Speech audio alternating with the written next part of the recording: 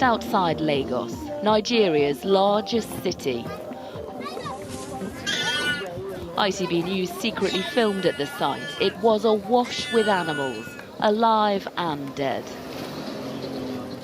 Where crocodiles have their scales removed next to dead snakes and decapitated primates, the risks to human health are obvious.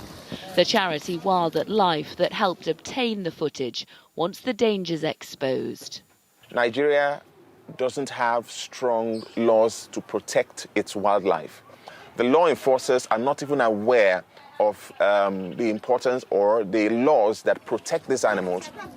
This woman was selling the most trafficked animal in the world, the pangolin, for less than £10. Pangolins are a species linked to the COVID outbreak in China. Their scales are of high value in Asia for medicines. And there were buyers from Asian countries at this African market. An illicit international trade increasing the risk of spreading disease around the globe. Nigerian officials say they're doing all they can. We've been making a lot of seizures about that. We've been seizing them, and we'll continue to seize them anytime we see them.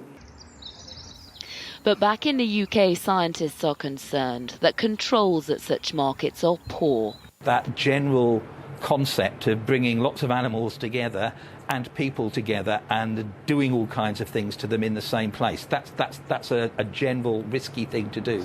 It's not just a biodiversity of animals, but a biodiversity of disease, some of which has the potential to be transmitted to us. It's going to happen again. That's because the origin of COVID-19 is thought to be where people came in close contact with wildlife they wouldn't normally encounter, where a virus could transfer easily from animals to humans, a zoonotic infection. Other viruses we know that started out as zoonotic diseases are SARS, MERS, Ebola, even HIV. Stopping their development is almost impossible. Instead, we need to mitigate the risks. This market may be a breeding ground for disease, with hygiene at a minimum. But the government says they can't be shut down for cultural reasons. We cannot close the wet market because certain animals which have some cultural attributes to a certain tribal group.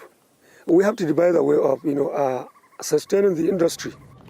They are words difficult to stomach when you see carcasses lying in the hot sun and live animals being butchered. Regulation and surveillance must increase, else harmful pathogens will breed. We just can't predict where or how destructive they will be. Lucy Watson, News at 10.